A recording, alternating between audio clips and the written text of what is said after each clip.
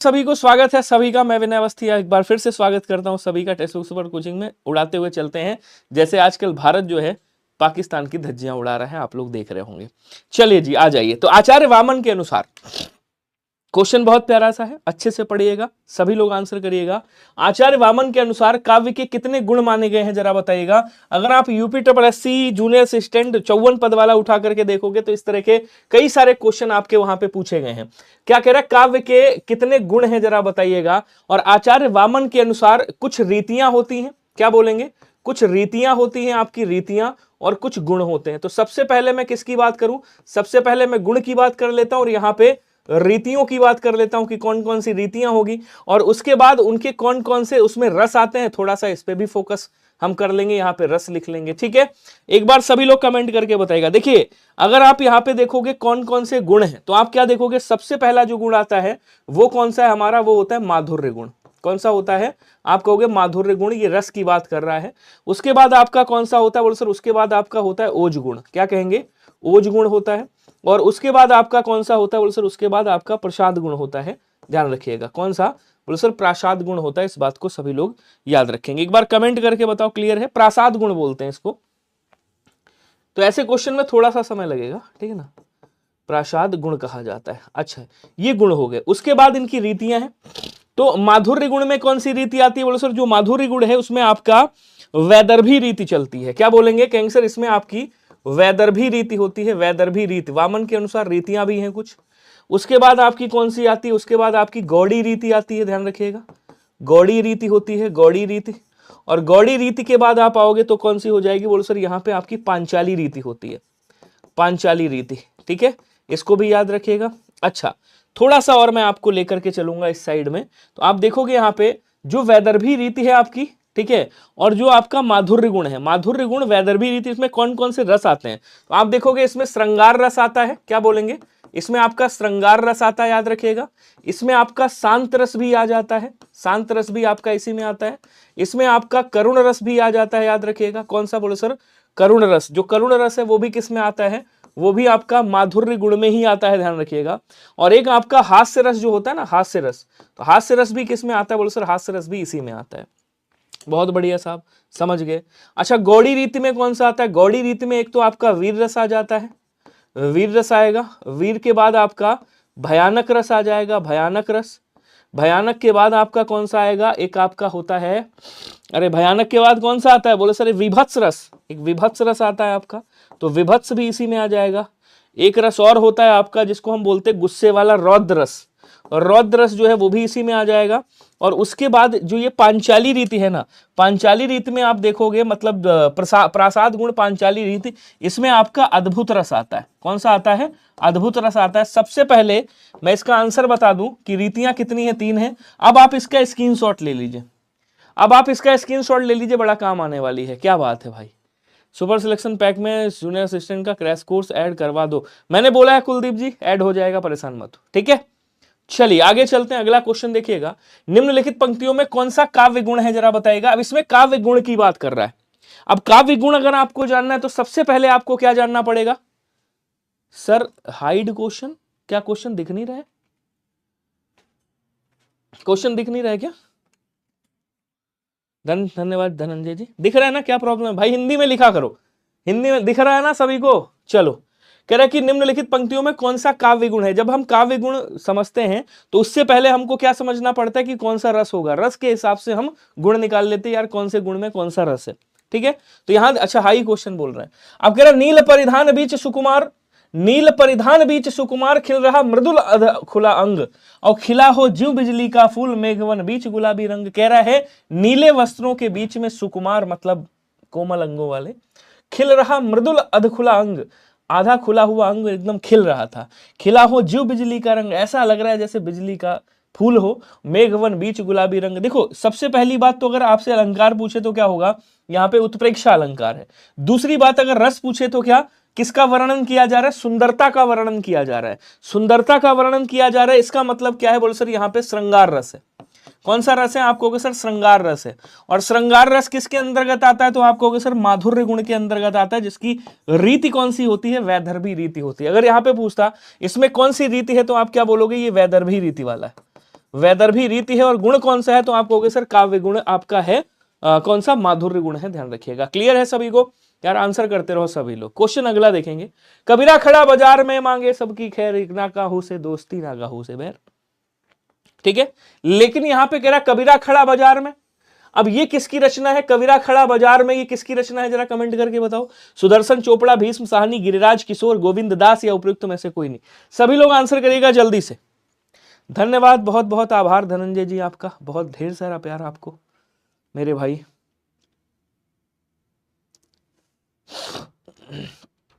चलिए अब क्लास कर ले फिर। देखिए अगर हम बात करें भीष्म साहनी की, तो भीष्म साहनी की कई सारी रचनाएं हैं। जैसे आप देखोगे तो तमस इनकी रचना है। इनकी एक रचना है जिसका नाम है बसंती, याद रखिएगा। क्या बोलेंगे? तमस है, बसंती है, ये कौन है आपके? तो ये भीष्म साहनी साहब। एक मिनट, ठीक है ना, हाँ भीष्म साहनी।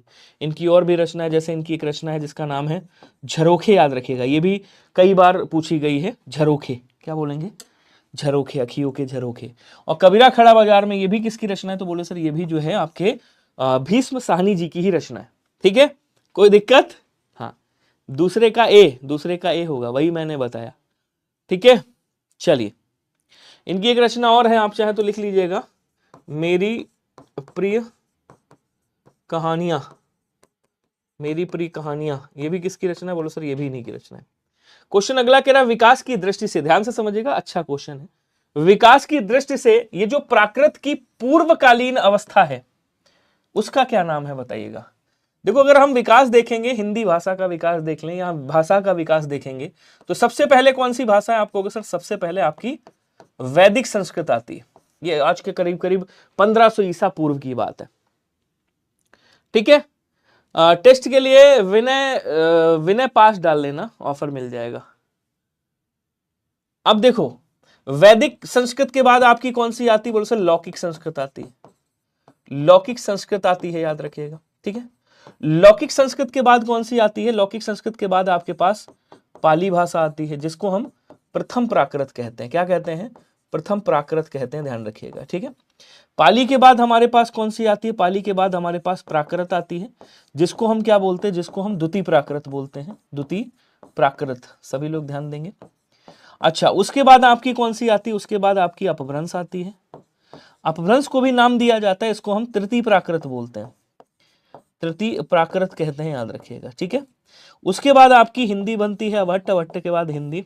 अब देखो समझो, इसको प्रथम देश भाषा भी कहा जाता है, प्रथम देश भाषा, प्रथम देश भाषा। ठीक है, अब देखो क्या कह रहा है, विकास की दृष्टि से प्राकृत की पूर्वकालीन, तो प्राकृत की पूर्वकालीन कौन? पाली भाषा। पूर्वकालीन अवस्था कौन सी होगी? पाली भाषा होगी। बोलो हाँ या ना? तो आंसर कौन सा होगा?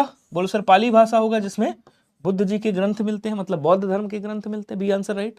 कोई ऑफर दे दो, 99 रुपए में पास, ज्यादा पैसा नहीं है भाई। मेरे पिताजी की कंपनी है नहीं टेक्स्ट बुक, मैं भी एम्प्लॉई हूँ, यहाँ पढ़ाता हूँ, मुझे पैसा मिलता है। अब आप मेरे से कह रहे हो 99 रुपए का दे दो। 99 रुपए का कोई टेस्ट है? मिलता है भला किसी को? नहीं मिलेगा मेरे दोस्त। देख लो अगर हो कोई ऑफर, अगर स्पेशल ऑफर आपके ऊपर चल रहा है तो हो जाएगा, मेरे बस का तो नहीं। मैं तो इतना कर सकता हूँ कि जितना प्राइस होगा 12% का ऑफ आपको मिल जाएगा, विनय पास डाल देना। ठीक है, बार बार एक मैसेज करोगे, मतलब ही नहीं है कोई उस बात का। चलिए अगला क्वेश्चन देखेंगे। कार्य शब्द का तद्भव रूप क्या होगा? मेरे पास ज्यादा पैसा नहीं है, फाइनेंशियल प्रॉब्लम है, नौकरी लगने के बाद आपको दे दूंगा। तो एक काम करो, मुझे पर्सनल कॉल कर लो, 100-150 रुपए जो पड़े भाई मैं पर्सनल दे दूंगा आपको, नौकरी लगे उसके बाद दे देना मुझे। कम तो भाई नहीं हो पाएगा, जितना है वही हो पाएगा। चलो आ जाओ। कह रहा कार्य का तत्सम शब्द, तद्भव शब्द क्या होगा, बताइएगा। देखिए कर्म है, कार है, कर है और काज है, इसमें से कौन सा होगा बताइएगा। किसका तद्भव पूछ रहा है? आसान क्वेश्चन है। कर्म का तद्भव क्या होता है? कर्म का तद्भव काज होता है, याद रखिएगा। ठीक है, कार देखा जाए तो विदेशी शब्द है आपका। कैसा शब्द है? आप कहोगे सर ये विदेशज शब्द है, विदेशज शब्द है। ठीक है ना, कर होगा नहीं, बचा कौन? कर वैसे धातु है, क्रिया की, संस्कृत का ही है। यहाँ पे क्या आ जाएगा? बोलो सर यहाँ पे आपका काज आ जाएगा। डी वाला आंसर राइट होगा। बोलो क्लियर है सभी को? अगला क्वेश्चन क्या कह रहा है कि इनमें से तुलसीदास की रचना कौन सी नहीं है, बताइएगा। तुलसीदास की रचना कौन सी नहीं है? कवितावली, गीतावली, विनय पत्रिका, रामचंद्रिका। तुलसीदास जी की अगर बात करोगे तो इनकी भाई रामचरितमानस है, आपको खूब पता है, सबसे बड़ा रामचरितमानस इनका काव्य है। ठीक है ना। उसके बाद आओगे तो इनकी रामलला नाचू है, क्या बोलेंगे कैंसर, इनकी रचना है रामलला, रामलला नाचू, रामलला नाचू इनकी रचना है। पार्वती मंगल इनकी रचना है, पार्वती मंगल इनकी रचना है, ध्यान रखिएगा। जानकी मंगल इनकी रचना है, जानकी मंगल इनकी रचना है, ठीक है। बरवे रामायण एक इनकी रचना है, बरवे रामायण, रामायण, ठीक है। हनुमानाष्टक इनकी रचना है, हनुमानाष्टक, हनुमानाष्टक याद रखिएगा। कवितावली है, गीतावली है, विनय पत्रिका है, लेकिन रामचंद्रिका नहीं है। रामचंद्रिका किसकी रचना है आपको सर, रामचंद्रिका केशवदास जी की रचना है। किसकी रचना है, केशवदास की रचना है। जिनकी रचनाएं और भी हैं जैसे रसिक प्रिया इनकी रचना है, रसिक प्रिया इनकी रचना है, कवि प्रिया इनकी रचना है, ध्यान रखिएगा, कवि प्रिया, रसिक प्रिया, ठीक है। विज्ञान गीता इनका आध्यात्मिक ग्रंथ है, विज्ञान गीता, ये सब याद रखिएगा आप लोग, ठीक है ना। तो आंसर कौन सा हो जाएगा, बोलो सर डी वाला आंसर राइट होगा, ध्यान रखिएगा। अगला कह रहा है इनमें से भारतेंदु का नाटक कौन सा नहीं है, जरा बताइएगा। इसमें से ऐसा कौन सा है जो भारतेंदु का नाटक नहीं है, कौन सा है। भारत दुर्दशा, प्रेम जोगिनी, चंद्रावली, राज्यश्री। अब देखिए भारतेंदु हरिश्चंद्र की बात करोगे तो कई सारी रचनाएं हैं, जैसे इन्होंने लिखा है वैदिक हिंसा, वैदिक हिंसा, हिंसा न भवति, हिंसा न भवति, ये किसकी रचना है, बोलो सर इन्हीं की रचना है। इन्होंने और भी काव्य है इनकी, प्रेम मालती सुना होगा आपने, प्रेम मल्लिका सुना होगा आपने, प्रेम मल्लिका इनकी एक रचना है, ठीक है ना। प्रेम माधुरी इनकी एक रचना है, प्रेम माधुरी कविता है इनकी। प्रेम वाटिका भी इनकी कविता है, हालांकि प्रेम वाटिका रसखान की भी है, प्रेम वाटिका, और एक प्रेम वाटिका रसखान की भी है, ठीक है। ये रसखान की भी है और इनकी प्रेम वाटिका कविता ये भारतेंदु हरिश्चंद्र जी की भी है, ठीक है ना। अब यहां पे भारत दुर्दशा भी है इनकी, प्रेम जोगिनी भी इनकी रचना है, चंद्रावली इनकी रचना है, राज्यश्री इनकी रचना नहीं है। अब क्वेश्चन आता है कि भैया राज्यश्री किसकी रचना है, जरा बताओ, आंसर करिएगा सभी लोग। तो आप क्या कहोगे, राज्यश्री जो है ये आपके जयशंकर प्रसाद जी की रचना है। किसकी रचना है, आप कहोगे सर ये जयशंकर प्रसाद जी की रचना है, याद रखिएगा।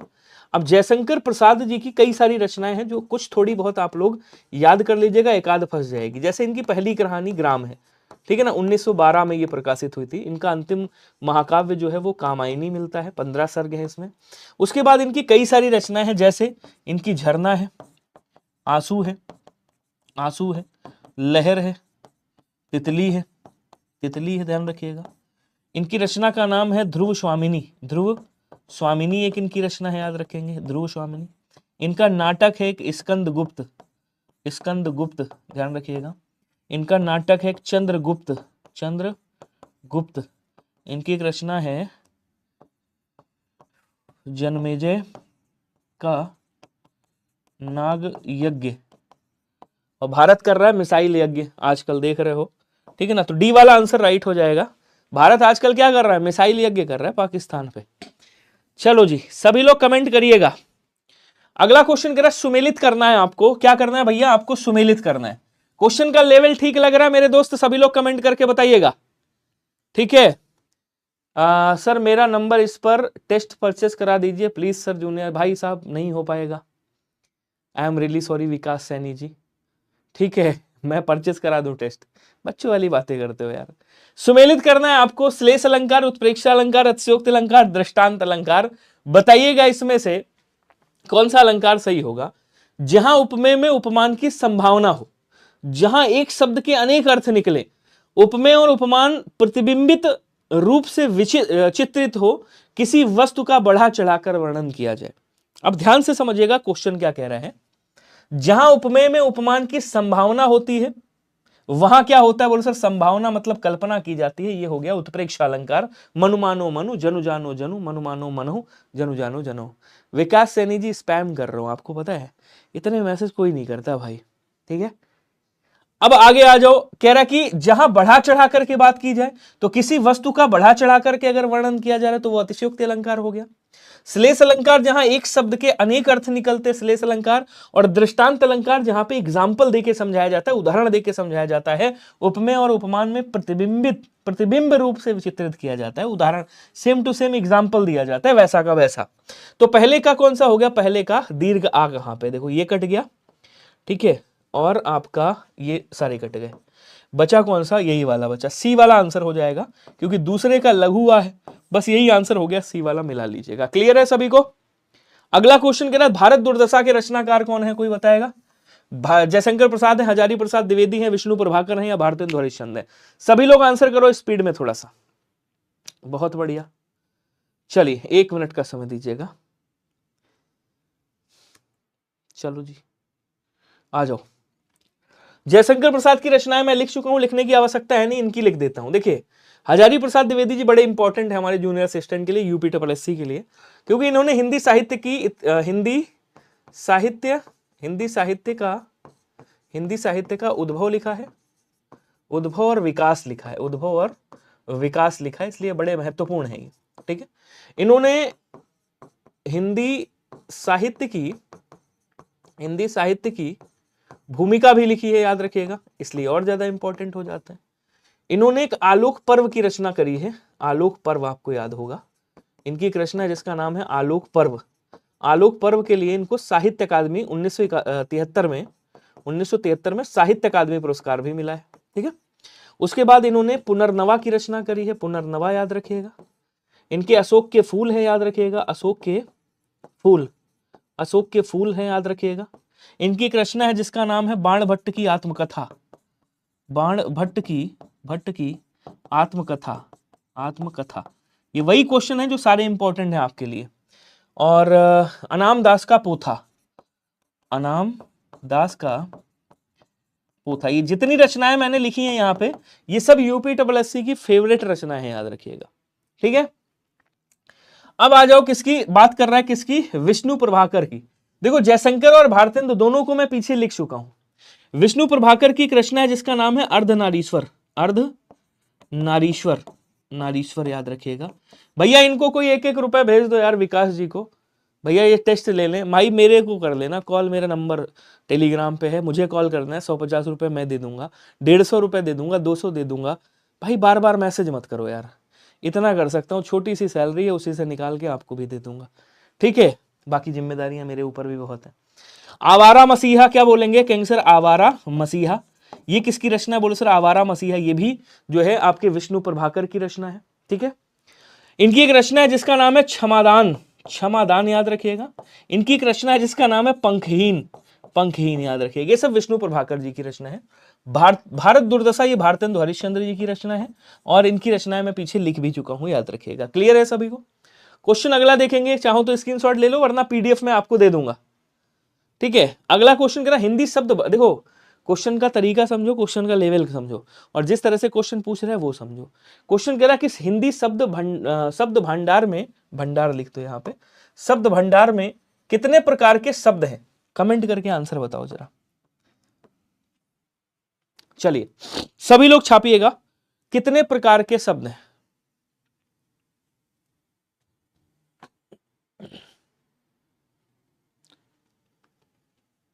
अपलोड किया है यामीन साहब, वो आंसर की पूरी अपलोड कर दी है, सब मिला करके पूरा जूनियर सिस्टम, अभी जो हाल ही में यूपी SSC के पेपर हुए हैं उनको पूरा कंबाइंड करके 10 प्रैक्टिस 10 क्वेश्चन 10 उसमें सेट है, पूरी डाल दी है, 1 लाइनर, उनको पढ़िएगा।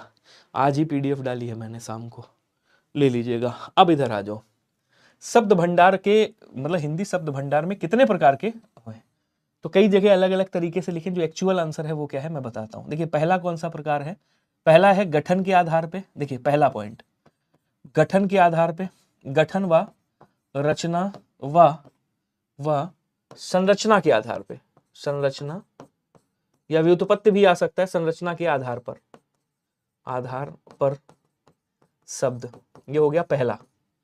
फिर दूसरा कौन सा है, दूसरा आप कहोगे सर इतिहास के आधार पे, उत्पत्ति के आधार पे, ठीक है, स्रोत के आधार पे, स्रोत के आधार पर शब्द, ये भेद बताऊंगा अभी, समझ लेना। ठीक है, तीसरा जो आता है वो कौन सा आता है, प्रयोग एवं, ये इसी में आ जाता है, प्रयोग एवं व्याकरणिक कोटि के आधार पे, व्याकरणिक कोटि के आधार पर शब्द, ठीक है। उसके बाद चौथा पॉइंट आता है आपका अर्थ के आधार पे। किसके आधार पे भैया? अर्थ के आधार पर शब्द, ठीक है। कितने प्रकार हो गए? 4 प्रकार हो गए। एक तो पॉइंट ये हो गया, इसी को लिख लीजिएगा। बाकी तत्सम तद्भव वो तो खैर अलग ही है, उत्पत्ति के आधार पे। क्लियर है सर? सुपर सिलेक्शन पैक में UPSSC जूनियर असिस्टेंट का क्रैश कोर्स ऐड करवा दो। क्या ही कुलदीप, कितनी बार मैसेज करोगे यार? मैंने बोल दिया है ऐड हो जाएगा, और हो सकता है ऐड भी हो गया हो, एक बार चेक कर लो। मतलब आप लोग भी हद हो गई भाई। चलो जी, गठन और संरचना के आधार पे 3 प्रकार के शब्द होते हैं, याद रखिएगा। इतिहास उत्पत्ति के आधार पे 4 प्रकार के शब्द होते हैं। प्रयोग और व्याकरणिक कोटि के आधार पे, अब देखो प्रयोग के आधार पे 2 होते हैं, विकारी और अविकारी। व्याकरणिक कोटि के आधार पे 8 होते हैं, संज्ञा सर्वनाम क्रिया विशेषण, संबंध बोधक अव्यय, क्रिया विशेषण अव्यय, समुच्चय बोधक अव्यय, विस्मय आदि बोधक अव्यय। और अर्थ के आधार पे आपके 4 प्रकार के होते हैं, ध्यान रखिएगा। क्लियर है सभी को? आंसर आपका ऑप्शन नंबर डी वाला राइट होगा। अगला क्वेश्चन क्या कह रहा देखिएगा। दुश्मन का गुणगान, शहीदों का अपमान गद्दार करते हैं, वो कुत्ते इज्जत से पाकिस्तान चले जाएं जो कुत्ते पाकिस्तान से प्यार करते हैं। क्या बात है गगन जी, दिल छू लिया आपने। अब इधर आ जाओ, इधर क्या कह रहा है क्वेश्चन देखिएगा। कह रहा है कि सुमेलित करना है आपको। सैल है, अंब है, सदन है, अनल है, नीर, पहाड़, पावक और गे है। इसमें आपको क्या करना है? सुमेलित करना है, ठीक है जी। तो ये पर्यायवाची है आपका। सैल किसे बोलते हैं? बोलो सर सैल जो है वो पत्थर को भी कहा जाता है, पर्वत को भी कहा जाता है। तो यहाँ पे पत्थर और पर्वत, देखो पत्थर को भी सैल कहते हैं, पत्थर को, और पर्वत को भी सैल कहते हैं। तो हम पर्वत का पर्यायवाची ले लेते हैं यहाँ, क्योंकि उधर पहाड़ लिखा है। पर्वत को क्या बोलेंगे? कहीं सर पहाड़ बोलेंगे, ध्यान रखिएगा। इसको गिरि कहा जाता है, अद्रि कहा जाता है। क्या बोलेंगे? अद्रि कहते हैं। अचल कहते हैं, ध्यान रखिएगा, अचल भी बोलते हैं इसको। और क्या बोलते हैं आपका? नग भी कहा जाता है, भूधर भी कहा जाता है, इसको भूधर बोलते हैं। धराधर बोलेंगे, धराधर। धरणीधर कहा जाता है, धरणीधर। ये सब किसके हैं? ये सब इसी के पर्यायवाची। अगर हम देखें अंबु का पर्यायवाची क्या होगा, तो अंबु का पर्यायवाची जल होता है, नीर होता है, ठीक है ना, पयो होता है, सलिल होता है, सलिल याद रखिएगा, और उदक भी होता है, उदक। ये सब किसके हैं? ये सब जल के पर्यायवाची हैं। अच्छा जी, अब इधर आ जाओ। सदन का मतलब क्या होता है? सदन मतलब घर होता है भाई। आलय बोलते हैं, आलय। गृह बोलते हैं, गृह बोलते हैं इसको। निवास बोलते हैं, अयन कहा जाता है, अयन कह सकते हो, भवन कह सकते हो, ठीक है ना, शाला कह सकते हो, बहुत सारे नाम हैं। अच्छा, अब इधर आ जाओ, थोड़ा सा आग की बात कर लेते हैं। जली को आग कहते हैं, बुझी को राग। आग का क्या होता है? बोलो सर आग को अग्नि कहा जाता है, पावक कहा जाता है, कृषाणु कहते हैं, ध्यान रखिएगा, कृषाणु बोलते हैं। हुतासन कहा जाता है, हुतासन याद रखिएगा। धनंजय बोलेंगे इसको, धनंजय। और क्या बोलेंगे? कहीं सर वैश्वानर कहा जाता है, वैश्वानर बोलते हैं इसको। रोहितासव कहा जाता है, रोहितासव, ध्यान रखिएगा। और क्या बोलेंगे? इसको वायु सखा भी कहा जाता है, और इसको अनल के नाम से भी जाना जाता है, याद रखिएगा। ये सब किसके हैं? बोले सर ये सब आग के पर्यायवाची, आग को अतिथि भी कहते हैं, ठीक है। अब कह रहा है यहाँ पे देखिएगा, इसका थोड़ा पोस्टमार्टम करूं मैं। सैल का क्या हो जाएगा? बोले सर सैल का पहाड़ हो जाएगा, अंबु का नीर हो जाएगा, सदन का गेह हो जाएगा, अनल का पावक हो जाएगा। तो पहले का दीर्घ आ यहां पे है, पहले का दीर्घ यहां पे है, ये दोनों कट गए आपके। बी का लघुआ, बी का लघुआ ये कट गया। आंसर आपका बी वाला राइट होगा। देखो क्या सभी का बी आया है या नहीं आया है? जल्दी जल्दी आंसर करो भाई। कोर्स ऐड हो चुका है ना? लो जी, महेंद्र प्रताप जी ने कह दिया कोर्स ऐड हो चुका है। चिल मारो और पढ़ाई करो कुलदीप। समझ गए? आ जाओ अगला क्वेश्चन। कह रहा राम रोटी नहीं खाता है, राम रोटी नहीं खाता है, इस वाक्य का कर्मवाच्य आपको बताना है क्या होगा, ठीक है। अब देखो समझना, एक वाच्य होता है जिसको हम बोलते हैं कर्तृवाच्य। पहले इसकी कंडीशन जान लो, कैसे पहचानते हैं। पहली कंडीशन क्या है? अगर कर्ता के साथ में ने विभक्ति लगी है तो वो क्या होगा? कर्तृवाच्य होगा। दूसरी कंडीशन, अगर कर्ता कैसा है? विभक्ति रहित है, कर्ता विभक्ति रहित है, तो क्या होगा? बोलो सर तब भी आपका कर्तृवाच्य होगा। तो कह रहा राम रोटी खाता है, राम रोटी नहीं खाता है, ये कर्ता है और कर्ता के साथ कोई विभक्ति नहीं है, इसका मतलब ये क्या हो गया? ये कर्तृवाच्य हो गया, पहली कंडीशन। अब इसको किस में बदलना है? कर्मवाच्य में। तो अगर कर्मवाच्य में बदलना है, पहले इसको पहचानने का तरीका बता दूं। देखो पहली बात क्या होगा? कर्ता होगा, कर्ता के साथ में से विभक्ति लगाते हैं, या फिर के द्वारा विभक्ति लगाते हैं, उसके बाद कर्म रखते हैं, उसके बाद क्रिया रखते हैं। ठीक है। अच्छा, दूसरी कंडीशन में ये होता है कि ना कर्ता होगा, कर्ता नहीं होगा, केवल कर्म होगा और क्रिया होगी। इतना ध्यान रखिएगा, आपको समझ में आ जाएगा। अब राम से रोटी खाए जाते हैं, ये तो गलत हो गया वाक्य, ने विभक्ति लग गई, कर्तृवाच्य बन गया। ठीक है, यहां कोई विभक्ति नहीं है, ये भी कर्तृवाच्य बन गया। बचा कौन सा? ये वाला, डी आंसर हो गया। एक बात और याद रखना, जब कभी भी हम वाच्य को या वाक्य को बदलते हैं, ये क्लास डेली होगी, रेगुलर होगी, 9 बजे, मैंने आपको बताया है। जब हम वाच्य को बदलते हैं ना, तो एक बात ध्यान रखना, फिट कर लेना कि जो क्रिया होती है जिस काल में होगी, क्रिया उसी काल में रहती है। क्रिया का हम कभी परिवर्तन नहीं करते, काल परिवर्तन नहीं होता, क्रिया का भावार्थ कभी नहीं बदलता। जैसे यहां कह रहा है नहीं, तो यहां भी क्या होगा? बोलो सर नहीं होगा। इस बात को याद रखना, केवल हम विभक्तियों का चेंज करते हैं, केवल हम क्या करते हैं? पुरुष का चेंज करते हैं, बाकी कुछ भी चेंज नहीं करते। अब आ जाओ, आगे चलते हैं। बिहारी ने करीब कितने दोहे लिखे हैं? किसी को पता है क्या? बिहारी ने करीब कितने दोहे लिखे हैं? बिहारी की एक आती है बिहारी सतसई, बिहारी की एक रचना आती है जिसका नाम है बिहारी सतसई बोलते हैं, बिहारी सतसई। ठीक है, इनके लगभग बिहारी के करीब कितने दोहे मिलते हैं? कोई बताएगा मुझे? जल्दी जल्दी। राजदीप जी, रेगुलर क्लास होगी। और कौन है भाई? सिल्लू जी। आप, मैंने एक रिक्वेस्ट करी थी आपसे हाथ जोड़ के, मैंने कहा था आप लाइक शेयर मत करिएगा, ना लाइक करिएगा ना शेयर करिएगा, मुझे कुछ नहीं चाहिए, जिसको पढ़ना होगा आ जाएगा। मैंने ये कहा था अपने लिए कम से कम आंसर करते रहना, कमेंट बॉक्स में सभी लोग आंसर लिखते रहना।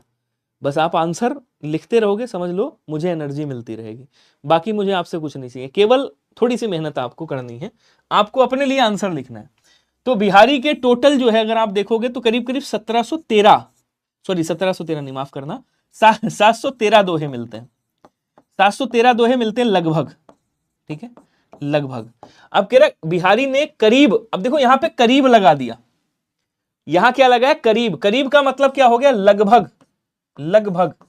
अगर यहां पे ये कहता, क्वेश्चन की अवधारणा समझो, जैसे यूपीएससी इस समय क्वेश्चन पूछता है थोड़ी थोड़ी बारीकी देके, कल मैंने आपको क्वेश्चन दिखाए भी थे, तो यहां कह रहा करीब, करीब का मतलब लगभग, एग्जैक्ट नहीं पूछा। अगर कहता बिहारी के कितने दोहे हैं, तो आप क्या कह देते? लगभग 700। लेकिन यहां क्या पूछ रहा है? करीब, करीब कितने हैं मतलब लगभग कितने हैं, सॉरी, अगर पूछता कितने दोहे तो कह देते 713, लेकिन पूछ रहा करीब कितने हैं, कितने लगभग हैं, तो आप 700 करोगे।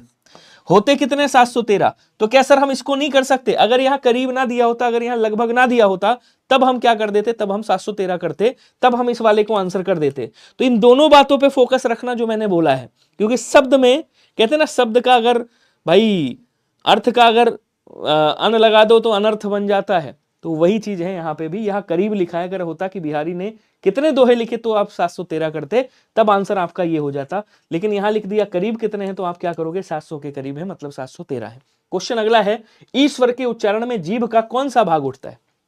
भाग आवश्यक है। अब देखो, जब हम क्वेश्चन पढ़ते हैं और हम देखते हैं जीभा के आधार पे, जीभा के आधार पर जब हम शब्द देखते हैं ना, वो जीभा के आधार पर स्वर जब हम देखते हैं, तो उसके 3 भेद होते हैं, याद रखिएगा। कितने भेद होते हैं? 3 भेद। ठीक है, वो 3 भेद कौन कौन से होते हैं? पहला होता है अग्र स्वर, दूसरा होता है मध्य स्वर, तीसरा होता है पश्च स्वर। अब देखो, मध्य स्वर को केवल आपको याद रखना है कि ये जो लघु आ है ना, लघु आ, ये किस में आता है? आपको कि सर मध्य स्वर में आता है। बात क्लियर है? 11 स्वर होते हैं। अब पश्च स्वर में कौन आता है? जो इसके डिजाइन के होते हैं, जो इस डिजाइन के बनते हैं ना, कहता भैया तुम अपनी बिरादरी वाले हो, तुम पीछे आ जाओ। तो जो दीर्घ वाला, जैसे दीर्घ आ हो गया, देखो इसी की डिजाइन का है। लघु ऊ हो गया, इसी की डिजाइन का है, 3 आकार का है। दीर्घ ऊ हो गया, इसी की डिजाइन का है। ओ हो गया, इसी की डिजाइन का है। औ हो गया, देखो इसी की डिजाइन का है। ये सब कहां आ गए? पश्च स्वर में आ गए, मतलब ये पश्च स्वर से प्रोनाउंसिएशन होता है, पश्च भाग से, जीवा के। अगर अच्छा जी, इसमें मध्य भाग में जीभ सम अवस्था में रहती है जब आ प्रोनाउंसिएशन होता है। जो बचे हैं उनको ऊपर रख दो, ई, आई, ए, ठीक है ना। री को भी यहीं पे निपटा दो। तो कितने हो गए? 11। कह रहा है ई कहां से बोला जा रहा है? देखो इधर लिख देता हूं, ई कहां से बोला जा रहा है? तो बोलो सर ई जो है वो, सॉरी, अग्र भाग हो गया, जीभ का अगला भाग। ए वाला आंसर क्या होगा? राइट होगा। क्लियर है सभी को?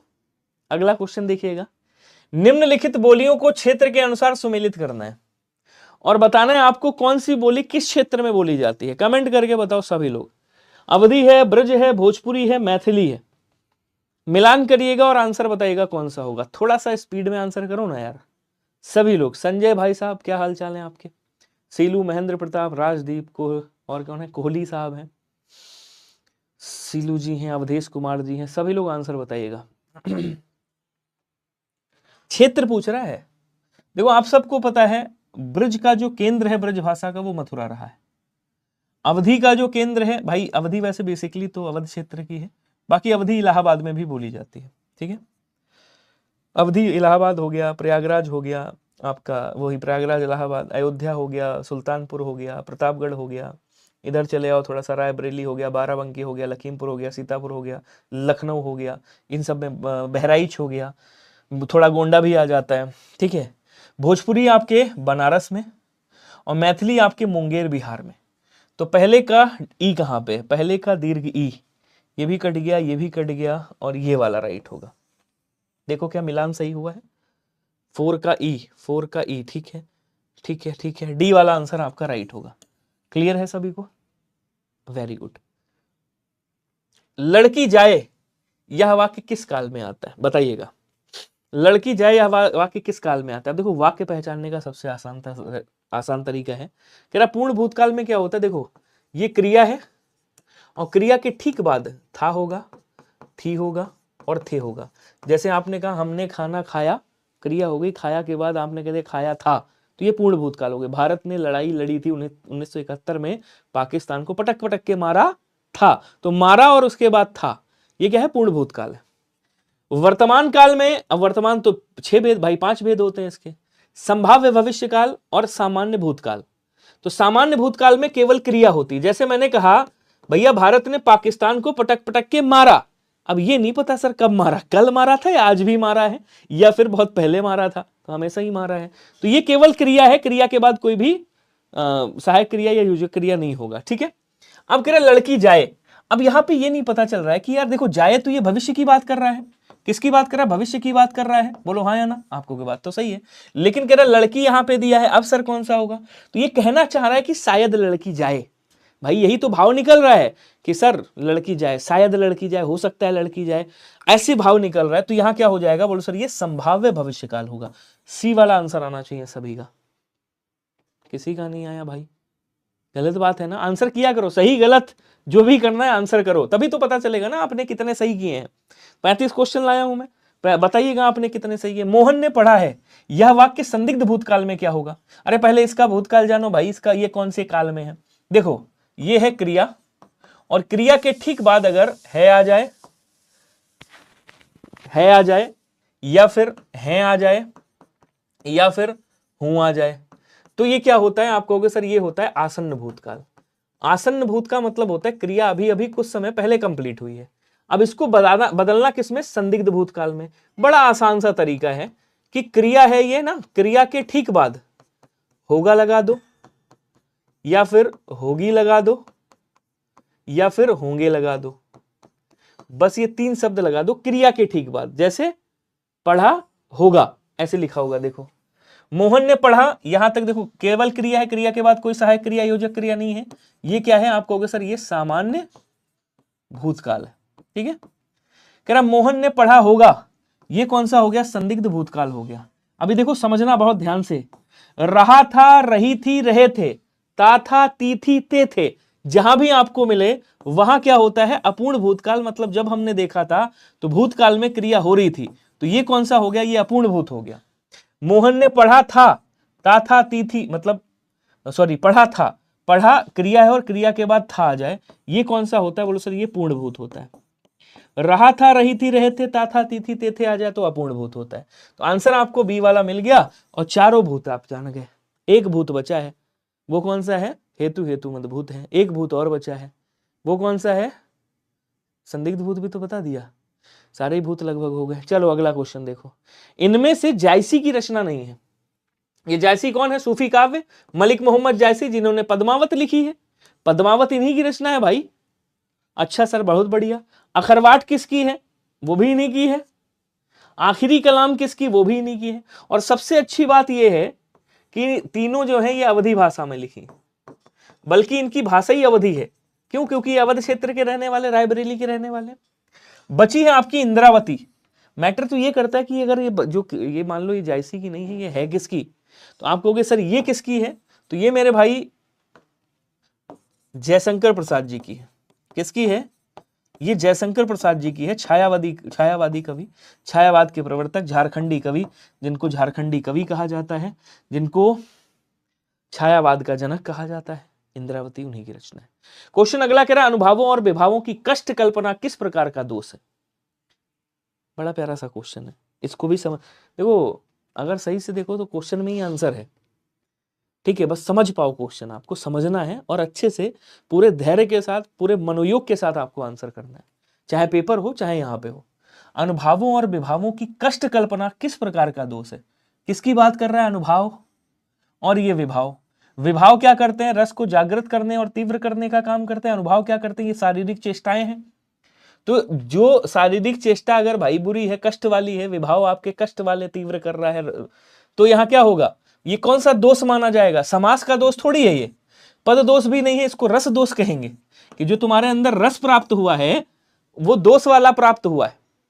बात समझ पा रहे हो? कष्ट वाला प्राप्त हुआ है, तो ये रस का दोष है और कोई दोष नहीं। कह रहा उच्चारण स्थान के आधार पर या व्यंजन कौन सा है? उच्चारण स्थान की बात कर रहा है। अब देखो, इसको हम ऐसे याद करते हैं, केटीएम 2 से, केटीएम 2 से याद कर देना, केटीएम 2, केटीएम 2, और कचट तप, के से कंठ, तालव्य, मूर्धन्य, दंत, ओष्ठ, और उसके बाद कचट तप से याद करते हैं, कचट तप, ये बड़ा काम आता है एग्जाम में। कावर्ग, चावर्ग, टावर्ग, तावर्ग। अब ये देखो किस वर्ग में आता है, तो आपने देखा काखा गागा अंगा, यार इसमें तो अंगा आएगा ऐसे, और यहाँ चाचा जाजा यहाँ इस वाले वर्ग में आएगा, चा वाले में मतलब तालु वाले वर्ग में आएगा, तो ये किस में आ जाएगा? तालव्य में आएगा, ये यहाँ है। ऑप्शन नंबर ए वाला राइट होगा। क्या सभी का ए आया है? पाकिस्तान ने जम्मू कश्मीर एयरपोर्ट पर अटैक कर दिया है सर, लेकिन अटैक किया है, न्यूज मेरे पास बिल्कुल ही है, लेकिन आप ये देखिए कि अटैक होने से पहले, बम गिरने से पहले उसका जो है, जो मिसाइल जो है वो फोड़ दी गई है ऊपर ही, में भी कोई मिसाइल गिर गई हो। वैसे पुंछ वगैरह में तो काफी सारे आर्टरी इन्होंने फायर करी है, तो वहाँ के जो परिवार हैं उनके मतलब थोड़ा बहुत वहाँ पे मतलब वो हुआ है। लेकिन आप इंडियन जो है, इंडिया जो अपनी सेना है उसको कम मत समझिएगा। पता चला ऐसा ना हो रात में सोए हो, सुबह उठे हो तो पता चला पाकिस्तान आधा गायब है, तो कुछ ऐसे ही होने वाला है रात में, आप देखिएगा। क्योंकि इस बार जो इजराइल से इन्होंने ड्रोन लिए हैं ना भाई साहब, बहुत खतरनाक ड्रोन है।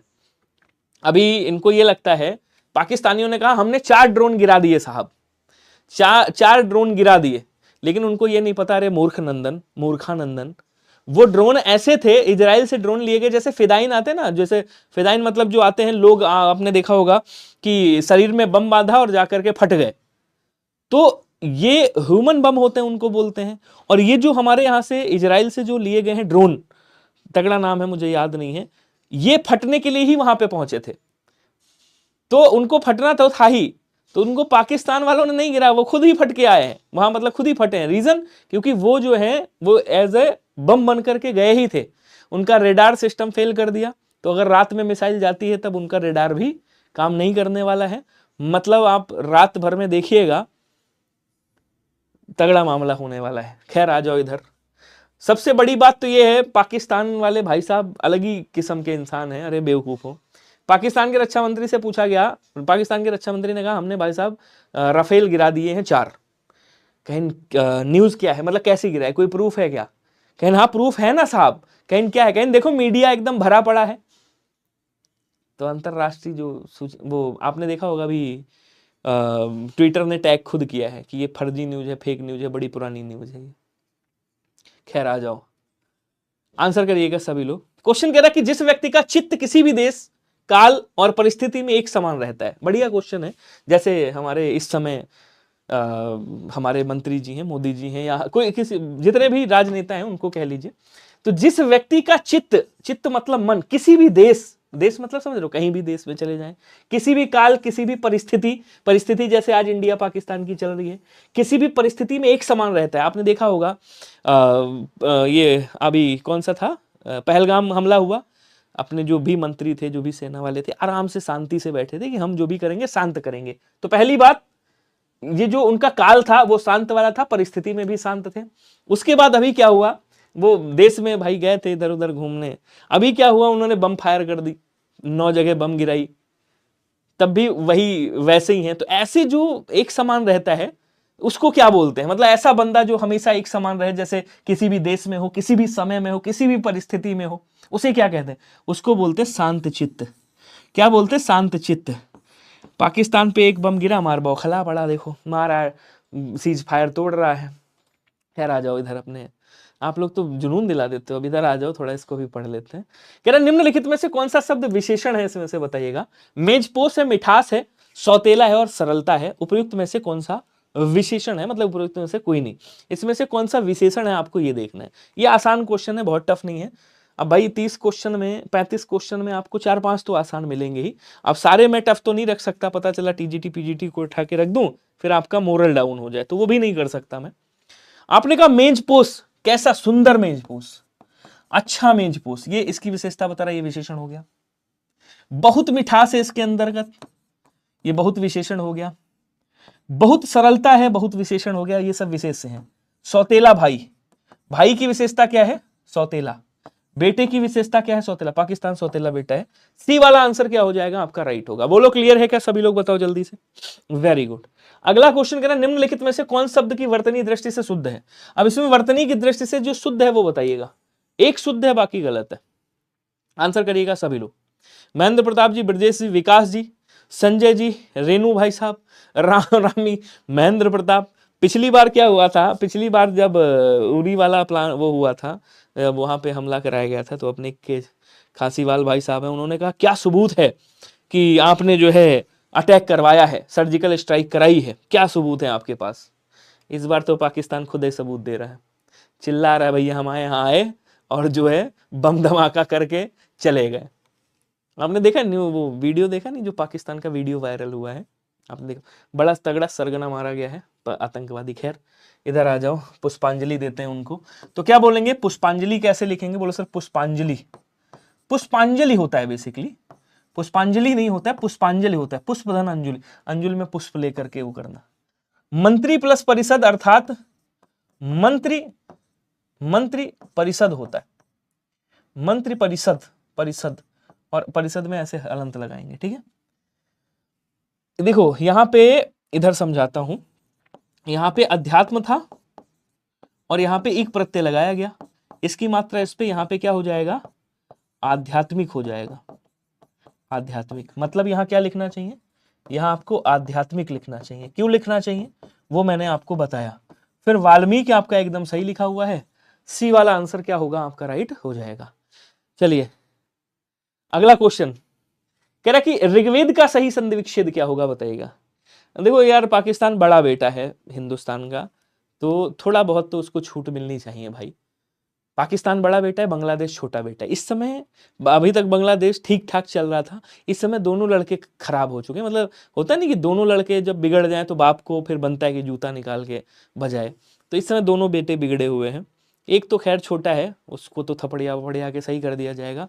ये पाकिस्तान जो बेटा हो गया बड़ा वाला, ये बिल्कुल वैसे ही बेटा है जैसे थोड़ा सा क्या बोलते हैं, मतलब गड़बड़ बेटा हो गया, तो इसको सुधारा जा रहा है बस, और कोई बात नहीं है, सुधरेगा, ऐसा नहीं कि नहीं सुधरेगा। देखो इसमें है व्यंजन संधि, कौन सी संधि है, आपको सर यहाँ पे व्यंजन संधि है, व्यंजन संधि, ठीक है। और व्यंजन संधि का यहाँ पे पहला नियम ही इस्तेमाल किया गया है कि पहले पद का अंतिम वर्ण कोई भी वर्ग का पहला वर्ण हो, योग सघोष के साथ हो रहा है तो वो तीसरे में बदल जाता है। तो शब्द क्या लिखो, यहाँ पे जो था वो था ऋक धन वेद, ऋक प्लस वेद था, ठीक है। तो ये का गा बन जाता है ऐसे, तो ऋग्वेद बन जाता है, ठीक है ना। तो यहाँ पे ऋक धन वेद हो जाएगा, आंसर आपका सी वाला राइट होगा। क्लियर है सभी का, वेरी गुड, बहुत बढ़िया। अगला क्वेश्चन कह रहा कि सडानन का संधि विच्छेद करेंगे तो क्या निकलेगा। देखो यहां भी आपका व्यंजन संधि है। क्वेश्चन अब इसी लेवल के मिलेंगे डेली बेसिस पे आपको। अब ये क्लास डेली होगी रात को 9 बजे, मतलब आपका ऐसे ही जो समय है आपकी क्लास का उसी समय क्लास डेली चलेगी। क्वेश्चन आपके डेली ऐसे ही मिलेंगे अच्छे वाले, ठीक है। तो कह रहा सडानंद को, जब मैं इस आपको बताऊं जूनियर असिस्टेंट की क्लास, जैसे ये एसआई वगैरह की हमारे कंटेंट डेवलपर है मेरे पास, वो बनाते हैं आकाश जी। बाकी ये वाली क्लास मैं खुद बनाता हूँ, मतलब जूनियर असिस्टेंट की जो क्लासेस हैं वो मैं खुद बैठ के क्वेश्चन सिलेक्ट करता हूँ, बनाता हूँ, जहाँ से जिस तरह से आपके क्वेश्चन एग्जाम में आ रहे हैं उसी तरह से आपको मिलेंगे यहाँ पे। तो इसको जब तोड़ोगे तो यहाँ पे भी वही सीन आएगा, सट प्लस आनन आएगा, सट प्लस आनन आएगा, ठीक है ना, 6 आनन वाले। तो टा का क्या बन जाएगा, डा बन जाता है, इसलिए ये सडानन बनता है, सडानन ऐसे करके, ठीक है। तो यहाँ पे भी क्या है, व्यंजन संधि है, सट प्लस आनन हो जाएगा। आंसर आपका सी वाला राइट होगा, ध्यान रखिएगा। क्वेश्चन अगला कह रहा है निम्नलिखित में से कौन रचनाकार ज्ञानपीठ पुरस्कार से सम्मानित नहीं है, बताइएगा। आसान है, टफ नहीं है, सॉरी। महादेवी वर्मा 1982 यामा के लिए इनको क्या मिला था, ज्ञानपीठ पुरस्कार मिला था, ध्यान रखिएगा। हजारी प्रसाद द्विवेदी, एक मिनट, सुमित्रानंद पंत पहले आ जाओ, 1968 पहला प्रथम इनको मिला था, हिंदी में प्रथम, चिदम्बरा के लिए, ये हिंदी में प्रथम था, ठीक है। रामधारी सिंह दिनकर 1972 इनकी एक रचना थी जिसका नाम है उर्वशी, हिंदी में द्वितीय मिला था पुरुषों में। अब आ जाओ हजारी प्रसाद द्विवेदी। ये जो हजारी प्रसाद द्विवेदी ना, इनकी एक रचना भी आपको मैंने बताई थी, आलोक पर्व है, आलोक पर्व। इसके लिए 1973 में, जहां तक मुझे याद है, एक बार देख लेना, साहित्य अकादमी मिला था, ना कि इनको ज्ञानपीठ पुरस्कार मिला है। तो इनको ज्ञानपीठ पुरस्कार नहीं मिला, इनको साहित्य अकादमी पुरस्कार से नवाजा जा चुका है, याद रखिएगा। क्लियर है सभी को। आपसे क्वेश्चन क्या पूछा, क्वेश्चन पूरा पढ़ो। कह रहा कि निम्नलिखित में से कौन सा रचनाकार ज्ञानपीठ पुरस्कार से सम्मानित नहीं है। क्वेश्चन अगला कह रहा आचार्य रामचंद्र शुक्ल ने उत्तर मध्यकाल को क्या नाम दिया है, बताइएगा। चलो जी, छापो आंसर सभी लोग जल्दी से, बस थोड़ा सा स्पीड में करिएगा। कह रहा श्रृंगार काल, यहां पे है श्रृंगार काल, श्रृंगार ऐसे लिखेंगे, ठीक है। श्रृंगार काल है, अलंकृत काल है, उसके बाद आ जाओ तो रीति काल है, और आपका मध्य काल है। श्रृंगार काल किसने कहा है, तो बोलो सर विश्वनाथ प्रसाद, एक हुए हैं आपके विश्वनाथ प्रसाद जी ने क्या कहा है, विश्वनाथ प्रसाद जी ने इनको श्रृंगार काल कहा है। आपके जो मिश्र बंधु हुए हैं, मिश्र बंधु ने इसको क्या कहा है, मिश्र बंधु ने इसको अलंकृत काल कहा है, याद रखिएगा, ठीक है, वेरी गुड। और रीतिकाल रामचंद्र शुक्ला जी ने कहा है। अच्छा, अभी यही नहीं, अभी थोड़ा सा और समझ लीजिए, जरूरी है, आपसे क्वेश्चन पूछता है, ठीक है। रीतिकाल आचार्य रामचंद्र शुक्ल ने कहा है। अच्छा, इसको एक आता है आपका रीत काव्य, किसने कहा है, रीति काव्य काल, रीति काव्य किसने कहा है, इसी को। तो रीति काव्य कहा है जॉर्ज ग्रियर्सन साहब, जॉर्ज ग्रियर्सन साहब ने क्या कहा है, इसको रीति काव्य कहा है। और कलाकाल किसने कहा है, तो कलाकाल कहा है इसको, इनका नाम है डॉक्टर क्या नाम है इनका, डॉक्टर रमाशंकर करके है, डॉक्टर रमाशंकर शुक्ल है इनका पूरा नाम, मतलब इनकी उपाधि भी है कोई, मुझे याद नहीं आ रही है। डॉक्टर रमाशंकर शुक्ल, रसाल, इनको रसाल बोलते हैं, हाँ याद आया, रसाल, ठीक है, ये इन्होंने कहा था। तो सी वाला आंसर आपका राइट हो जाएगा, ध्यान रखिएगा। सर यूपीट्रिपलएससी में ज्यादा परिभाषा पूछ रहा है, और तत्सम तद्भव और भेद etc, टेंशन मत लो, सारी चीजें वही मिलेंगी आपको। मैं हिंदुस्तानी की तूती हूं, ध्यान से समझिएगा, बहुत अच्छा, क्वेश्चन में ही आंसर है। देखो यूपीट्रिपलएससी का एक चीज आपने देखा होगा कि जिस तरह से क्वेश्चन पूछ रहा है, जब आप बाद में उस क्वेश्चन को उसका आंसर दे, अरे यार ये तो क्वेश्चन में ही था, जब बाद में आप देखते हो 1972 में मिला था। हाँ, मैंने कहा ना मुझे याद नहीं है, सही से देख लेना, तो मुझे भी अभी भरोसा नहीं हो रहा है, लेकिन एक बार देख लेना आप लोग, ऐसे ही मिला था, साहित्य अकादमी पुरस्कार मिल चुका है। और मुझे जहां तक लगता है 1973 में मिला था, एक बार मैं भी देखूंगा। क्वेश्चन में ही आंसर है, कह रहा मैं हिंदुस्तान की तूती हूं, अगर तुम वास्तव में मुझसे कुछ पूछना चाहते हो तो हिंदवी में पूछो, जिससे कि मैं कुछ अद्भुत बातें बता सकूं। हिंदवी मतलब हिंदुस्तानी भाषा बोलते हैं इसको, हिंदी और उर्दू मिक्स की बात करते हैं। इनका उपनाम है, इनकी उपाधि दी गई थी तोताए हिंद की, तोताए हिंद की उपाधि दी गई थी, ठीक है ना, ध्यान रखिएगा, क्योंकि ये हिंदी को तोता की तरह बोलते थे। और इनका क्या नाम है भाई, इनका नाम है अमीर खुसरो साहब। इनके बचपन का क्या नाम क्या है, अबुल हसन इनको बोलते हैं, ठीक है। तो आंसर आपका ये वाला हो जाएगा, ध्यान रखिएगा। कह रहा मगही किस उपभाषा की बोली है, जरा बताइएगा, आ जाओ। राजस्थानी जो है आपकी राजस्थानी से आपकी मेवाती निकलती है, मारवाड़ी निकलती है, मैं ये बता रहा हूँ। अभी और एक चीज बताऊंगा, मारवाड़ी और मालवी निकलती है, मालवी, और आपकी जयपुरी निकलती है। जयपुरी को ही हुड़ाड़ी उड़ाड़ी कहा जाता है, जयपुरी। अब समझो जरा, राजस्थानी पश्चिमी हिंदी ये आपकी कहां से निकलती है? ये आपकी निकलती है सौरसेनी से, सौरसेनी, सौरसेनी अपभ्रंश, अपभ्रंश से, ठीक है। पूर्वी हिंदी कहां से निकलती है आपकी? अर्ध मागधी अपभ्रंश से, अपभ्रंश से, ठीक है। बिहारी कहां से निकलती है आपकी? मागधी अपभ्रंश से। अब देखो, इसके साथ में आपकी गुजराती भी आती है, गुजराती, ये तीन निकलती है यहां से। बिहारी, अच्छा, जब मागधी में आते हो तो बिहारी निकलती है, बांग्ला निकलती है, ठीक है, उड़िया निकलती है यहां से, उड़िया, और आपकी असमिया निकलती है, असमिया, ये आपकी निकलती हैं तीन। और अगर आप बिहारी की बात करोगे तो बिहारी से आपकी मैथिली बोली निकलती है, मगही निकलती है, और आपकी भोजपुरी निकलती है। ध्यान रखिएगा, क्वेश्चन पूछा जाता है। मैथिली और मगही को पूर्वी बिहारी कहते हैं, पूर्वी बिहारी कहते हैं, और भोजपुरी को आप पश्चिमी बिहारी की संज्ञा देते हैं। किसकी संज्ञा देते हैं? पश्चिमी बिहारी की संज्ञा देते हैं। क्लियर है? अपने गुरु मृत्यु के 8वें दिन की मृत्यु। अच्छा, अब आ जाओ इधर, थोड़ा सा इसका भी पोस्ट मतलब ये कर देता हूं। जो आपकी ये है पूर्वी हिंदी, यहां से आपकी अवधी निकलती है, यहां से आपकी बघेली निकलती है, ये उपबोली है इसकी, बघेली निकलती है, और यहां से आपकी छत्तीसगढ़ी निकलती है। थोड़ा सा मैं इसको भी विस्तार देना चाहूंगा, पश्चिमी हिंदी को। यहां से आपकी खड़ी बोली निकलती है जिसको कौरवी कहते हैं, जगह नहीं है ना वरना वो भी लिख देता। एक आपकी हरियाणवी निकलती है, हरियाणवी, जिसको बांगरू कहते हैं। ब्रज भाषा निकलती है आपकी, ध्यान रखिएगा। और आपकी कन्नौजी निकलती है, कन्नौजी, और कन्नौजी के बाद आपकी बुंदेली भी यहीं से निकलती है, ध्यान रखिएगा। ये पूरा फुल्ली पोस्टमार्टम हो गया क्वेश्चन का, ठीक है। किसी ने मेरे से बोला कि विनय भैया आप, नहीं दोस्त था विनय भाई, पोस्टमार्टम नाम मत लिखा करो यार, कुछ और बोल दो, अजीब लगता है। तो ये पूरा स्क्रीनशॉट चाहो तो ले लो, वरना कोई दिक्कत नहीं है, ठीक है। आगे बढ़े। हाँ, अगला क्वेश्चन कह रहा कि का व्यंजन के विषय में निम्न में से कौन सा सही है? ये आसान हो जाता है। का व्यंजन, देखो का व्यंजन जो है, पहली बात तो ये कंठ वाला है, चूंकि ये पहला वर्ण है इसलिए ये क्या है? अघोष भी है। पहला वर्ण है इसलिए ये क्या है? अल्प प्राण भी है, अल्प प्राण भी है। इसकी इतनी ही विशेषताएं हैं। अच्छा हाँ, दूसरी ये बात, स्पर्शी व्यंजन भी है भाई, स्पर्शी तो ही है, का से मां तक स्पर्शी होते हैं, इसलिए इसको आप स्पर्शी व्यंजन भी कह सकते हो, ठीक है। तो इतनी विशेषताएं होंगी। तो अल्प प्राण है, यहां है, देखो महाप्राण ये कट गया, ये कट गया, अल्प प्राण यहां भी है, घोष है नहीं, ये यही वाला आंसर हो जाएगा, ए वाला कर दीजिएगा। तो ये 30 क्वेश्चन हुए, अभी 5 और हैं, हालांकि समय हो गया है, खैर कोई बात नहीं, आगे देखते हैं।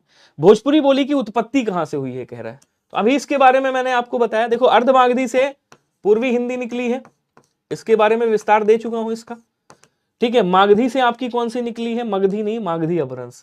बिहारी, बिहारी निकली है, और बांग्ला यहां से आई है, अभी बताया था मैंने, बांग्ला, ये चंद्रबिंदु नहीं है, खाली बांग्ला ऐसे। उड़िया निकली है, उड़िया, और उड़िया के बाद असमिया। ये इसलिए लिख रहा हूं, ये भी पूछ लेता है आपसे, ध्यान रखना। सौरसैनी से आपको कौन कौन सी? पश्चिमी हिंदी, लाओ लिख ही देता हूं, पश्चिमी हिंदी, राजस्थानी हिंदी, गुजराती हिंदी, मतलब गुजराती हिंदी नहीं, सॉरी, गुजराती, ठीक है ना। ब्राचट से आपकी कौन सी निकली है? सिंधी, ब्राचट से सिंधी। भोजपुरी कहां से? फिर यहीं से आई है। बी वाला आंसर आपका क्या होगा? राइट हो जाएगा। ओके, क्वेश्चन अगला कह रहा है कि ड़ा और डा, ड़ा और डा, ये दो ध्वनियां हैं, ठीक है। इनको किस नाम से जाना जाता है? पहले तो सबसे बड़ी बात यही है, इनको भैया सबसे पहले तो उत्क्षिप्त कहा जाता है, उत्क्षिप्त व्यंजन। इनको द्विगुण व्यंजन कहा जाता है, इनको ध्यान रखना विकसित व्यंजन कहते हैं। इनको याद रखिएगा अतिरिक्त व्यंजन भी कहा जाता है, इनको ताड़नजात वर्ण भी कहा जाता है। ताड़नजात, क्योंकि जो बिंदी है इसको ताड़नजात बिंदु कहते हैं। तो ड़ा और ढा ध्वनियां, उत्क्षिप्त ध्वनियां एक ही बात है, इनके नाम याद रखना। कह रहा है इसमें, कह रहा है कौन सा शुद्ध है, तो कौन सा शुद्ध है, ये तालव्य वर्ण में आती है क्या, नहीं, ये सर टा वर्ग में इनका रखा जाता है, टा वर्ग में। और टा वर्ग कहां से बोला जाता है, तो आप कहोगे सर ये मूर्धन्य से बोला जाता है। इसका मतलब ये वाला स्टेटमेंट क्या हो गया, रॉन्ग हो गया साहब। ये मूर्धन्य उत्क्षिप्त ध्वनियां हैं, मूर्धन्य उत्क्षिप्त, उत्क्षिप्त देखो। अच्छा, इनका प्रयोग शब्द के आरंभ, मध्य तथा अंत में सर्वत्र नहीं, इनका प्रयोग आरंभ में कभी नहीं होता, या तो मध्य या अंत में होता है। तो ये वाला स्टेटमेंट भी क्या हो गया, रॉन्ग हो गया। दोनों महाप्राण है, बिल्कुल नहीं। देखो ये डा से बना हुआ है और ये ढा से बना हुआ है, तो ये जो है ये अल्प प्राण है, ठीक है, और ये क्या है, ये आपका महाप्राण है। ओके, तो इसका मतलब ये भी क्या हो गया सर, ये भी रॉन्ग है। फिर सही कौन सा है, बोले सर यही वाला सही है। आंसर आपका बी वाला राइट होगा। क्लियर है सभी को, वेरी गुड, आ गया आंसर। कह रहा बिनु पद चले सुनाए बिनु काना, बिना पैर के चल रहा है बिना कान के सुन रहा है। कर बिनु कर्म करे विधि नाना, कौन सा अलंकार होगा। एक आपने और सुना होगा कि निंदक नियरे राखिए आंगन कुटी छवाए, सुना है नहीं, सुना है कि निंदक नियरे राखिए आंगन कुटी छवाए, और बिन पानी साबुन बिना निर्मल करत सुभाए। यानी कि जहां कारण ना होते हुए भी काम हो रहा हो, परिभाषा समझिएगा।